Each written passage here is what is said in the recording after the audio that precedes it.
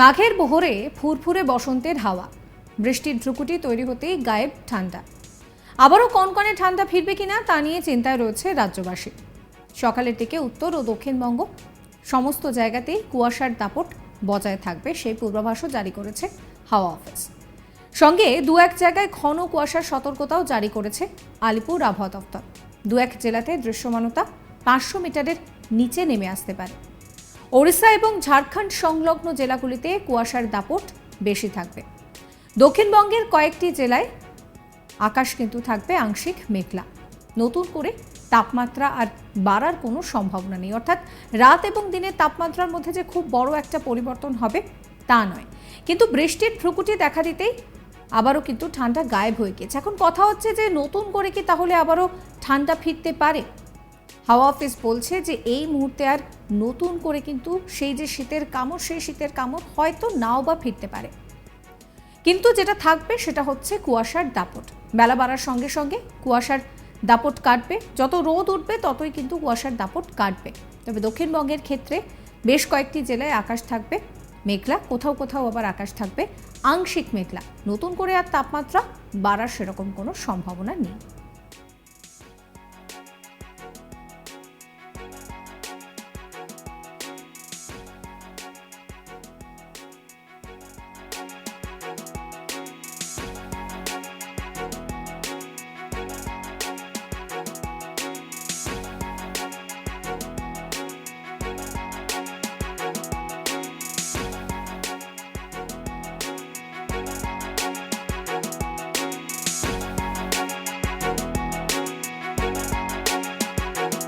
এ নিয়ে আবহবিদ সৌরেশ বন্দ্যোপাধ্যায় কি বলছেন শোনাবো।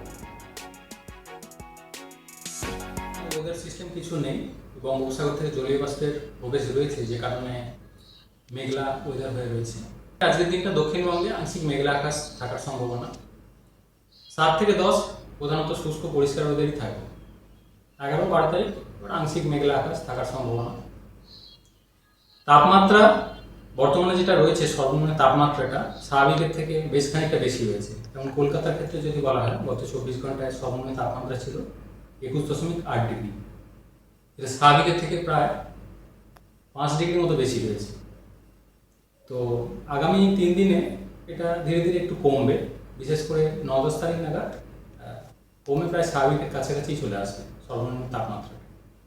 দিনের তাপমাত্রা বর্তমানে বেশি দিকেই রয়েছে, 28-27 ডিগ্রির কাছাকাছি রয়েছে কলকাতা পার্শ্ববর্তী অঞ্চলে, অন্যান্য জায়গা তো বেশি রয়েছে। তো সামান্য একটু তো কমবে আগামী কয়েকদিনে, 1-2 ডিগ্রি মতো। তবে এই কমাটা সাময়িকভাবেই, মানে এটা বেশি দিন আবার স্থায়ী হবে না।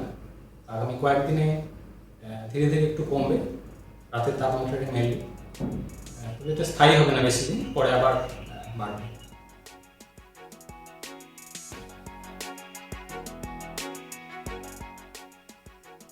বুধবার দার্জিলিং কালিম্পংয়ে হালকা বৃষ্টির পূর্বাভাস দিয়েছে হাওয়া অফিস।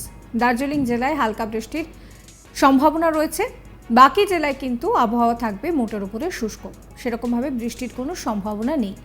আগামী 3-4 দিনে তাপমাত্রা ক্রমশই কমবে। উত্তরবঙ্গে আগামী 24 ঘন্টায় তাপমাত্রা বাড়ারও কোনো সম্ভাবনা নেই। 15 ফেব্রুয়ারি পর্যন্ত তাপমাত্রা ওঠানামা করবে বলেই জানাচ্ছে আবহাওয়া দফতর। আগামী 3-4 দিনে যে তাপমাত্রা কমবে সেটা কিন্তু খুব সাময়িক। 9 তারিখ পর্যন্ত তাপমাত্রা কমতে পারে, 10 তারিখ থেকে ফের আবহাওয়ায় বদল আসতে পারে। আবার কোথাও কোথাও আংশিক মেঘলা আকাশের সম্ভাবনা রয়েছে দক্ষিণবঙ্গে।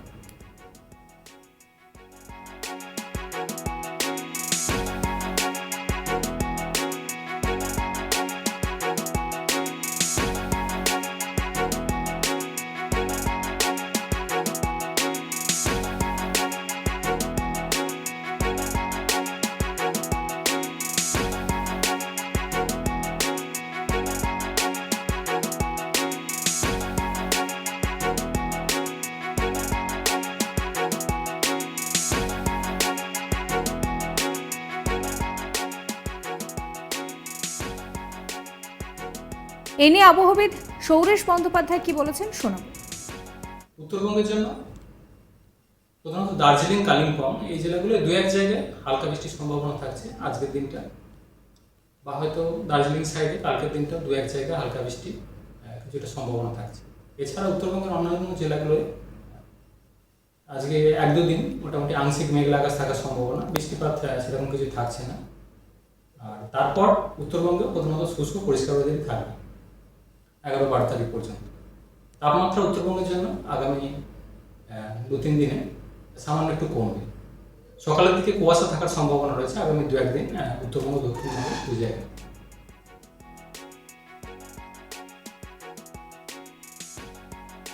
মাঘের ভোরে ফুরফুরে বসন্তের হাওয়া, বৃষ্টির ভ্রুকুটি তৈরি হতেই ঠান্ডা যেন টাটা গুড বাই। আবার কনকনে ঠান্ডা ফিরবে কিনা, যারা শীত পছন্দ করেন তাদের মনে এই প্রশ্নই ঘুরপাক খাচ্ছে। কারণ এবারে যদি আমরা শীতের মতিগতিটা একটু দেখি তাহলে তা কিন্তু বেশ খামখেয়ালি। প্রত্যেক বছর দুর্গাপুজো শেষ হয়ে যাওয়ার পর হালকা একটা শীত ভাব কিন্তু অনুভূত হয়, তবে এবছর সেই সব কিছুই হয়নি। এই বছর যেন রীতিমতন হাপিত্তেশ করে বসে থাকতে হয়েছে যে ঠান্ডা কবে আসবে। নতুন বছরকেও আমরা ওয়েলকাম করেছি সেইভাবে জাকিয়ে ঠান্ডাকে সঙ্গে নিয়ে, তা কিন্তু একেবারেই নয়। আর মাঝে তো বৃষ্টি ছিলই, সব সময় যেন ঘুরে ফিরে কাঁটার মতন সামনে এসে দাঁড়িয়েছে। ফের একবার বৃষ্টির ভ্রুকুটি তৈরি হতেই ঠান্ডা আবারও গায়েব হওয়ার পথে।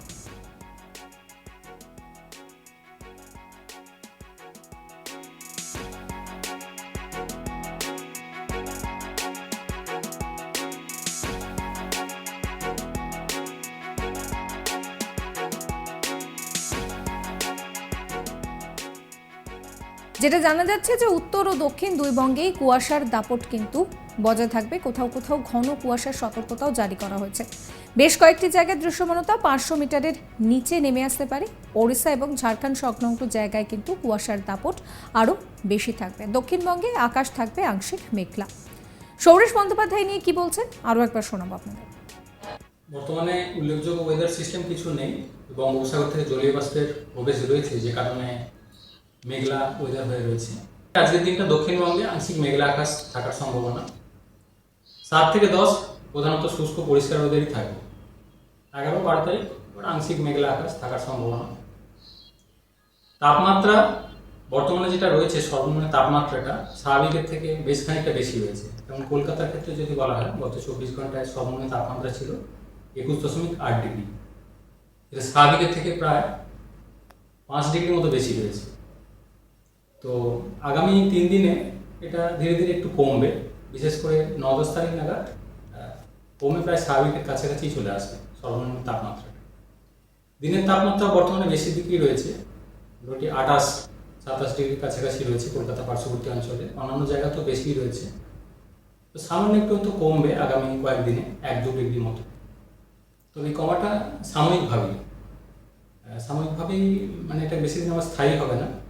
আগামী কয়েকদিনে ধীরে ধীরে একটু কমবে রাতের তাপমাত্রাটা মেনলি, তবে এটা স্থায়ী হবে না বেশি দিন, পরে আবার বাড়বে।